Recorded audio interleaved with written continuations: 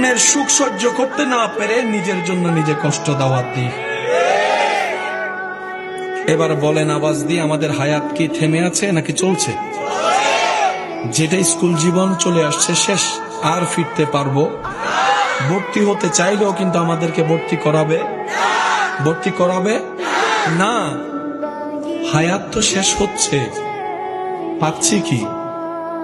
যদি অর্জন হিসেবে লিস্টি করতে হয়, আমাদের অর্জনের লিস্টিতে প্রথম আসবে আমরা অন্যের চোখের পানির কারণ হতে পেরেছি, আমরা অন্যের টেনশনের কারণ হতে পেরেছি, আমরা অন্যের দুঃখের কারণ হতে পেরেছি।